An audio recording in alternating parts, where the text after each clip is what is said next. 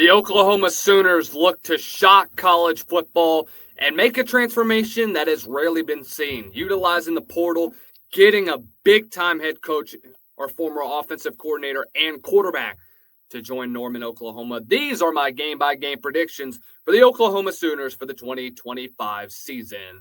Hello, everyone. I'm Lucas Hill here of SEC Live at the Voice of College Football. Make sure you all do us a favor. Hit the like, share, and subscribe button. Turn on that bell notification down below so that you are notified every time we post a new video here on SEC Live.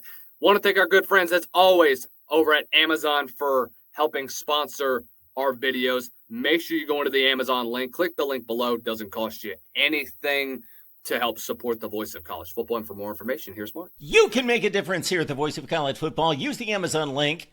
Financially contribute to the Voice of College Football without spending a penny. Same shopping experience. It's easy. Go to any video on any channel. Go to the description section and grab the link right next to the capital letters that say Amazon. Use that link and Amazon will instantaneously convert to your account, settings, history, everything intact, just like whatever link you use right now. No difference. Pay no attention to the product that you see right there. Just go search what you want. Don't forget the Amazon link. Thank you for your support. Sincerely, the Voice of College Football. So the Oklahoma Sooners have a pretty interesting schedule. One that I think could be going in their favor compared to what some people believe. Am I very high on Oklahoma? Initially, I wasn't. Now, dare I say this, Oklahoma could play spoiler at the end of the day for a couple of teams. We'll see what they look like at the end of the day. You start off with Illinois State, little tune-up game. We'll see what this offensive line is going to look like. One of the things that I have talked to a lot of Oklahoma insiders about is, how is this offensive line going to look? It's going to start with them at the end of the day. Everybody knows the talent that John Mateer has, but this is Oklahoma's offensive line, who struggled last year. Struggled to get anything going on the offensive side of the ball. How much of an impact will that make? A little tune-up game never hurts anybody. And then you get a big test. Everybody knows about what Bryce Underwood is going to do.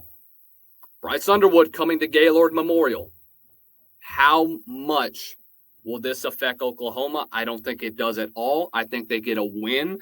I think their defense is going to put pressure on this offensive line. Knowing what you have, Mason Thomas needs to be licking his chops. Michigan, we'll see what their offensive line looks like at the end of the day. I know they just lost one of their 5-star guys that they were expecting to start. But at the end of the day, though, young team that Michigan has, still a team that's going to be a contender in the Big Ten. But right now, I think Oklahoma, this is a win that's going to benefit them at the end if they are in that hunt for the college football playoff, and I do think they still will win here at Gaylord.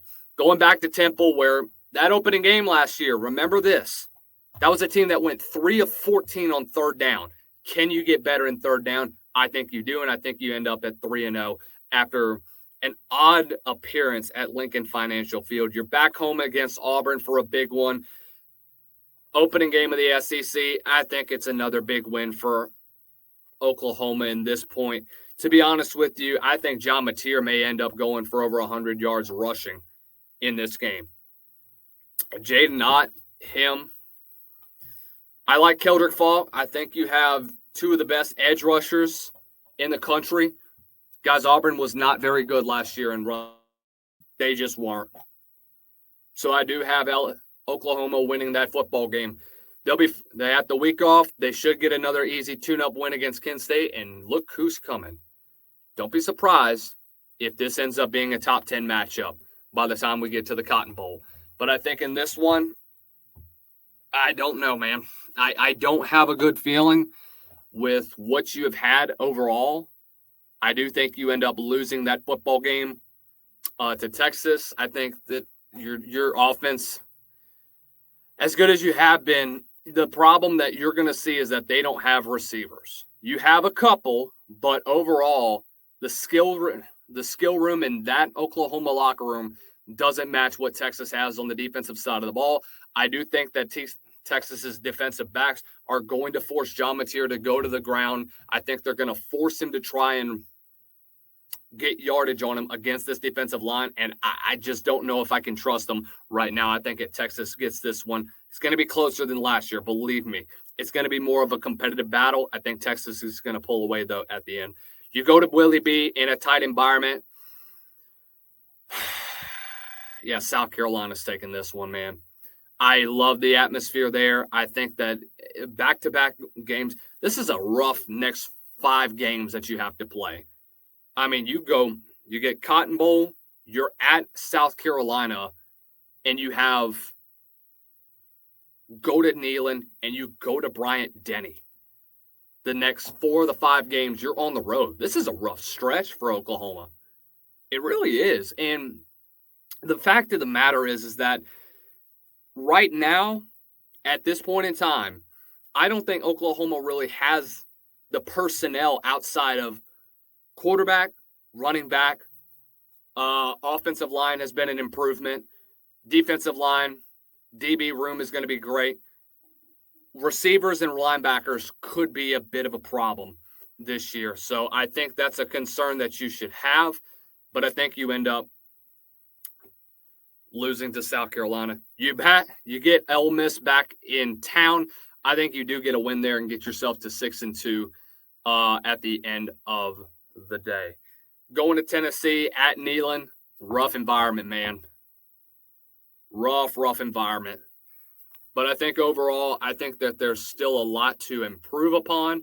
I do think you end up getting a big victory there at the end of the day. And I say the same thing for Tennessee. I think you're going to be able to run the football against Tennessee. I think you'll have more success. I think you'll be able to generate more offense at the end of the day against a Tennessee defense that, let's just be honest, lost a lot from last year. You lost 1, 2, 3 draft picks last year, including James Pierce, who went in the first round. A guy that I thought was going to be a Jadeveon Clowney-like athlete at the end of the day.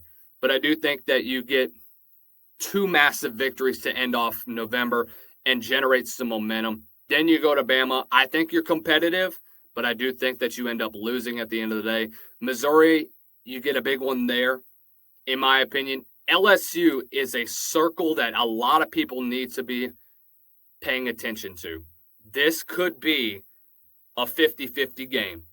This is going to come down to the wire. These are very evenly matched teams, 2 of the most improved when it comes to the portal, when it comes to what they did in recruiting, overall in all of college football, in my opinion. I do think, though, at the end of the day, LSU is the better team. LSU has more experience when it comes to this type of situation. And I think Brian Kelly is able to finally get a big win on the road. And I think that ends up Oklahoma's record at 8-4, which, by the way, people are going to look at 8-4 and they're going to be like, why? Why is that the case? Guys, you got to understand, there's a lot of flip-flop games that could happen. Remember that. Just remember, hey, anything can happen in that Cotton Bowl. It could be very, very evenly matched. Look, there's three games, in my opinion, that could go your way. It could be South Carolina, it could be Bama, or it could be LSU. 2 of which could definitely go your way. I'm not sure about Alabama. But, man, you win one of those games and you end up 9-3 and you're playing for a 10-win season. That's a huge improvement compared to what you did last year. But let me know what you guys' thoughts are in the comments section below. Where do you think Oklahoma ends up at the end of the year? What do you think of the improvements that they made through the portal? Follow us on the socials at THEVOCFB. Follow me on X at LucasHillSEC. And for more from us here, guys, we're always going to be active. We're always going to be live for the next couple weeks. We got a lot of things planned up for you when it comes to Oklahoma, when it comes to all things SEC. We will be back tomorrow for SEC primetime. And this weekend, following all the SEC action from each day, we will be live to discuss that and recap immediately following the game. So do me a favor, hit the like, share, and subscribe button, turn on that bell notification down below, and we will see you all very soon. Y'all have a great rest of the week. Stay blessed. Don't stress. College football is even more exciting when you've got some action on the line, and the games are even better when you're cashing in. And the Voice of College Football is the place to be to get the greatest value. Start with my picks. 75% against the money line, 58% against the spread, and I've got a 40-plus year track record 11-0 in the college football playoff for me last year against the money line, 8-3 against the spread. And I'm just the warm-up act. Steve Merrill of Wager Talk is our ace in the hole, show stopper. 7 years with the voice of college football, over 30 years in the industry. Steve gives us analysis on all the big games, but you can't miss Steve's weekly under-the-radar pick. 28-12 against the spread the last 3 years. You also get picks from some of our top analysts here at the Voice of College Football, including Corey Bratta, Matt Zemek, and Steve Dace. Check out those numbers. Become a YouTube or Patreon member for just $99 per month. Go to the main channel on YouTube, click join, and then select the betting tier. Do the same thing on Patreon. Make 2025 a winner now.